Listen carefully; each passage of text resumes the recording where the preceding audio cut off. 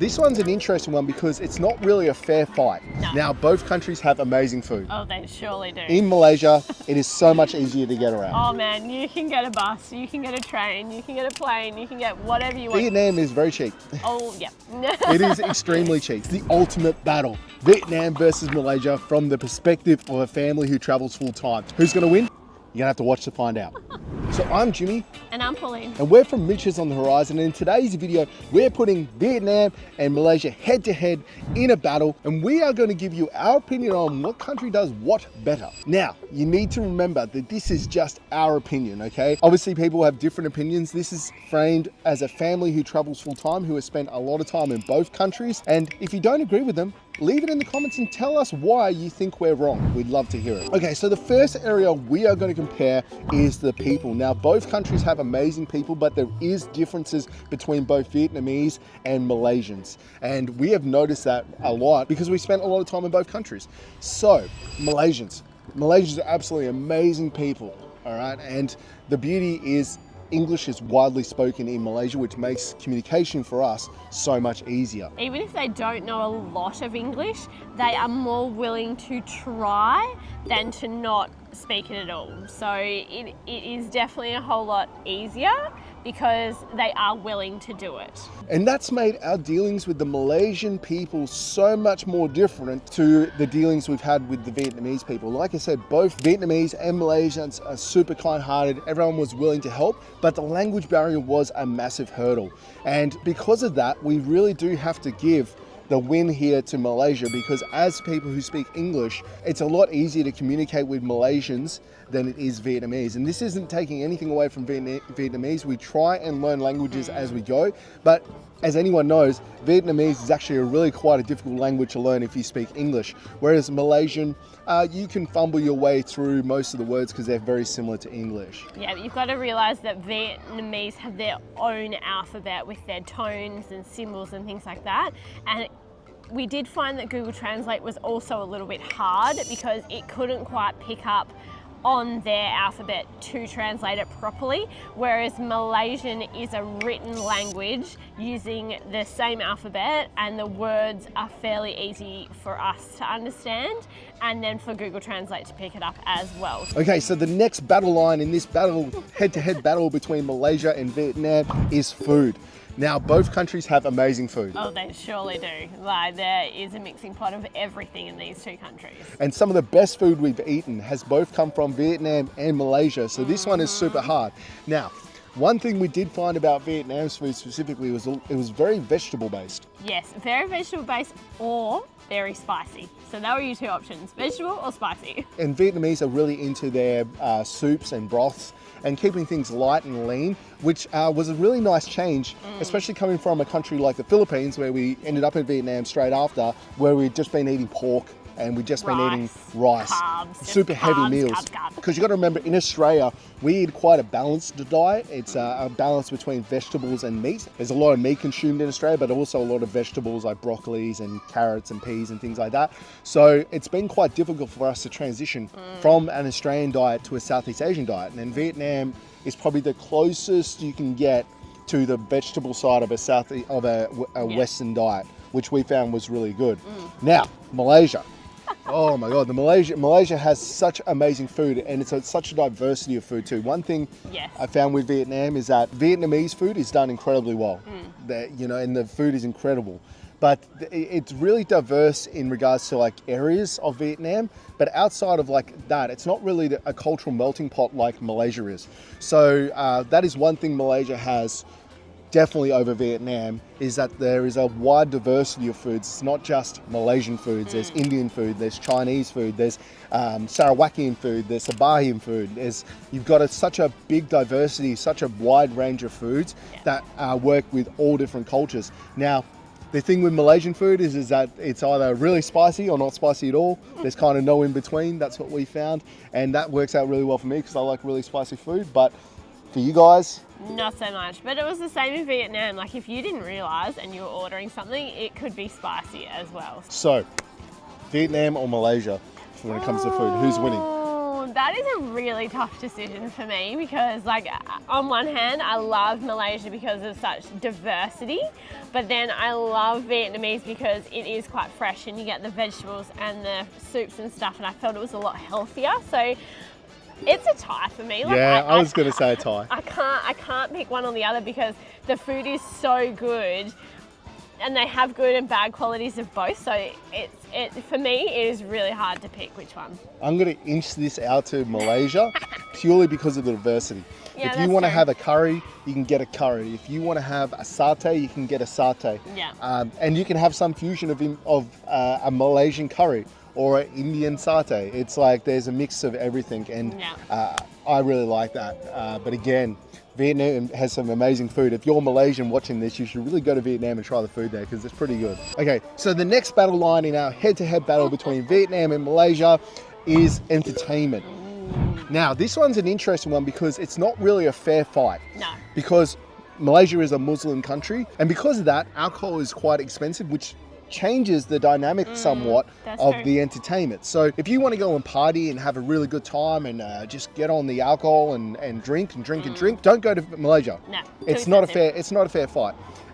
You can get beers in Vietnam for 30 cents. Oh, ridiculously cheap. If you're going to party, Vietnam wins hands down. Yep. Now, as a family, because we are talking as a family, it's a different dynamic. It's a little bit closer, the battle, because it is, yeah. Malaysia is designed for families. It has so much to see and do for families like us with two boys. We don't drink, so we're not going to a country to drink alcohol, but we are going there to make enriching experiences for our kids and us. Yeah. Vietnam also has some amazing things for families to do as well.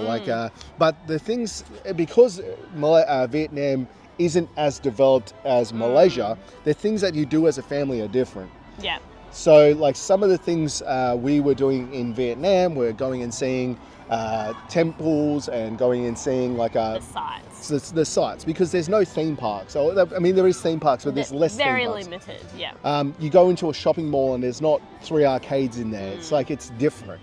Yeah. Whereas Malaysia, you get all of the benefits of the outdoors and seeing the sights and the temples and everything like that, but you also get some of the modern amenities that you can do, like VR and going to theme parks and arcades and things like that, because Malaysia is more modern. Yeah, Malaysia has, like Jimmy was saying, Malaysia has the best of both worlds, right? They've got the nature. You can go and do beaches, islands, caving, mountains, jungle, animals, whatever you want to see, but you can also then spend time in your cities and you can go and do the cinemas, the theme parks, and all the stuff that you can possibly think of. All the technology is there.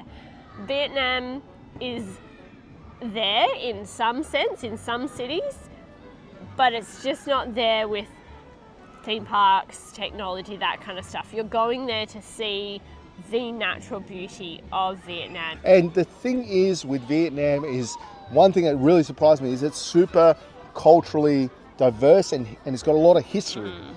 As Westerners, we don't really know. And so, like, from that aspect, Vietnam has a super rich history. It's a very long history and they're very proud of it. So if you enjoy history like I do, it's a great country to visit. So who wins this line in the sand? Oh, that's hard as well. Again, with you're dividing it because the sights in Vietnam are spectacular. Yeah. Like, the natural beauty of Vietnam is spectacular, but so is Malaysia, and so is Malaysia's attractions. So I have to put it on Malaysia again, and this is only because in Vietnam, it is hard to get to those attractions. It is hard to see those sites unless you know a local, or you know the exact bus route, or you know how to get there yourself, or you have your own transport, because it is extremely difficult to get on a bus or a train or find someone that will take you for the day, whatever it is. Whereas Malaysia's more thought out. There's tour guides, there's buses, there's transport easily available. So I would have to put it towards Malaysia, and this is only because of ease of transport. Yeah, I think it's pretty close. I think both countries are perfect countries for families, but yeah, tipping it slightly to Malaysia just because of language, a lot of it as well. It is very easy to go and see the sights of Malaysia because pretty much everyone speaks English. Yeah. and yeah, like you're saying, transport, which is our next battle line that Pauline stole the thunder of, which is transport. This is a lot more black and white than the other battle lines because in Malaysia, it is so much easier to get around. Oh man, you can get a bus, you can get a train, you can get a plane, you can get whatever you want. You can hire a car, you can hire anything you want, and you can get there. But it's a little bit more difficult. I will say this though about Vietnam is like it is reasonably easy to get around if you're happy to jump on a bike. If you're happy to jump on a moped or a scooter, it's pretty easy to get around, but that comes with its own dangers as a family, especially. Oh, yeah. But the infrastructure in Malaysia is just more developed. It's more Singaporean in design and nature. So even Kuala Lumpur, just getting around Kuala Lumpur is quite easy. The bus systems are very stable. They show up on time most of the time. Whereas in Vietnam, I wasn't that confident to jump on a bus, and the train system is, depending on what train you get, but the intercity trains are quite old because it's just an old transit system. And in most of the cities, there's no trains. No. So if you want to get from A to B, it's buses or grabs. Yeah. So it then becomes more expensive traveling that way, obviously, because you're going to have to catch a grab to then a grab and a grab back kind of thing like that. That becomes expensive within itself. And for us, public transport is a really cheap alternative to get around, and when it's not there, it really throws a spanner in the works, because it then makes your travel plans really difficult to get yourself from A to B. You then end up flying everywhere, and airports are never a lot of fun because you have to turn up early and it costs more and that kind of stuff. So we would prefer to take a bus or a train over a plane within its own country, and Vietnam just isn't there yet. It just hasn't got that infrastructure set yet. But they've got plans and they're working on it. But unfortunately, right now, Malaysia clearly wins this battle for transportation. They do win the transport battle, yeah. And now the final battle line that we're drawing today between Vietnam and Malaysia is affordability for us as a family. This is going to be a good one. Yep, and we've spent a lot of time in both countries, so I think we have a good perspective here. All right. This is pretty black and white as well, to be completely fair. Vietnam is very cheap. Oh, yeah. It is extremely cheap. Extremely cheap. It's one of the cheapest countries in Southeast Asia, and I think we can all agree on that. And pretty much every aspect of Vietnam is cheap.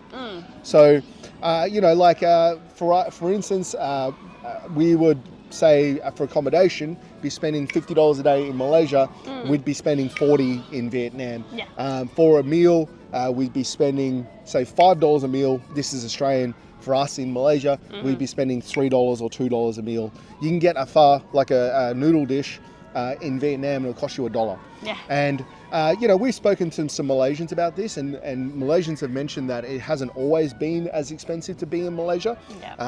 Obviously the costs are rising, there's inflation, and Vietnam is getting more expensive as well. Yeah, we have heard some of the expats that live there have been saying that over the years the prices have increased in the rent and the food and that kind of stuff, but it just it hasn't got to Malaysian prices yet. And just little things like getting a grab in Vietnam will cost you like $2 to $5. That same grab might be $7 to $10 in Malaysia. So Vietnam wins the battle when it comes to affordability as a foreigner traveling to these countries. Obviously, both countries are quite affordable for us, but it's also like it's just you get more for your money in Vietnam. But that is trade. There is trade-offs to that. The English is one of them. 80% of Vietnam doesn't speak English or doesn't speak English very well, which makes it very difficult for us when we can't speak Vietnamese very well. So Google Translate is your best friend, but Google Translate even struggles with Vietnamese. It does, it really does. We translated a menu once and we were sure it said frog, and we have no idea whether that's true or not because we can't verify it. Okay, so overall, the scores will be up here, but I think this is a win to Malaysia. That's a Malaysian win, that one.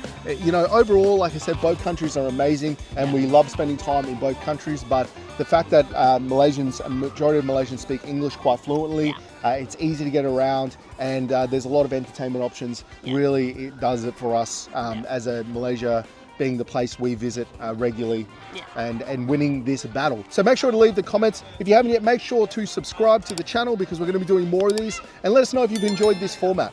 So I'm Jimmy. And I'm Pauline. And we'll catch us all on the horizon.